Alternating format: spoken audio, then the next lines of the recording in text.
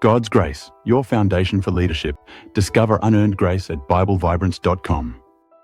Dear servant of the King, do you ever wonder if your achievements define your worth before God, or if His grace alone sustains your leadership and faith journey? Call to God? How does God's grace shape the way you lead and serve others daily? Light of the day. For by grace you have been saved through faith. And this is not your own doing. It is the gift of God, not a result of works, so that no one may boast. Ephesians chapter 2, 8-9, ESV. Unpack the truth. Picture yourself at your desk late on a Thursday evening. The fluorescent lights hum overhead as you review the week's accomplishments, projects completed, deals closed, team members mentored.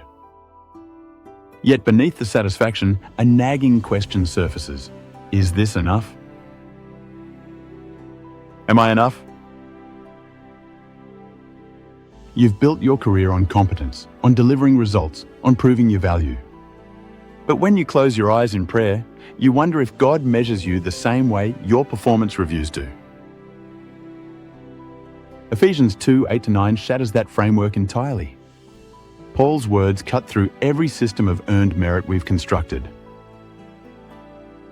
Salvation, and by extension, your standing before God, comes through grace, not through your strategic planning or your leadership wins. It's not your doing. It's God's gift, pure and unearned. This truth revolutionizes how you approach leadership. C.S. Lewis's Mere Christianity reminds us that pride tempts us to claim credit for what we've achieved, yet grace humbles us by revealing that even our faith itself is a gift. You didn't manufacture your salvation through late-night Bible studies or impressive volunteer hours. God initiated it. He completed it. Your role? Receive it. John Stott's Basic Christianity emphasizes that this grace frees us from the exhausting treadmill of spiritual performance. You don't lead your team to prove yourself to God. You lead from the security of already being fully accepted. When a decision goes wrong, grace reminds you that your identity isn't tied to that failure.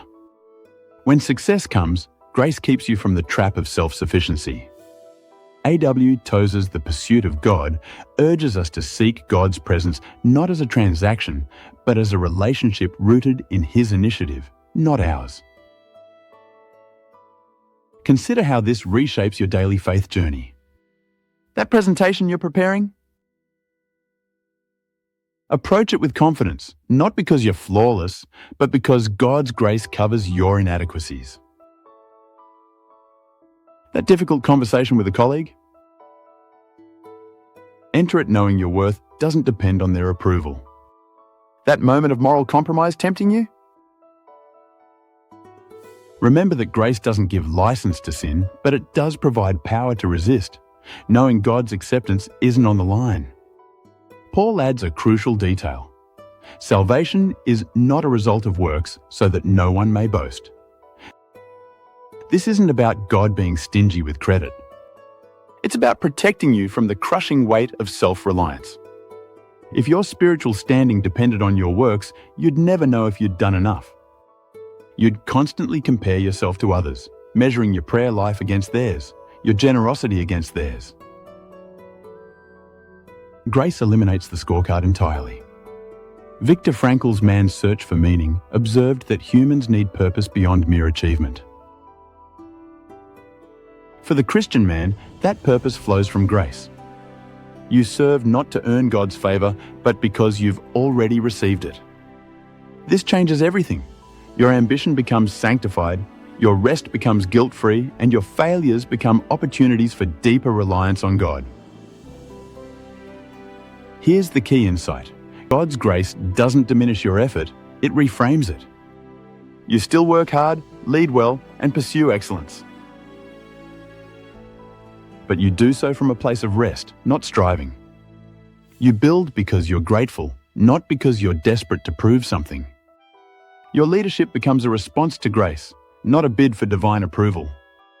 Act with courage. Today, identify one area where you're striving to earn God's approval through performance. Write it down, then pray. Lord, I receive your grace here. My worth comes from you alone. Before your next leadership decision, pause and remind yourself, I lead from acceptance, not for it. Share one way grace has transformed your approach to work with a fellow believer this week. Seek his heart. Father, thank you that your grace is enough. Teach me to lead, work, and live from the security of your unearned love.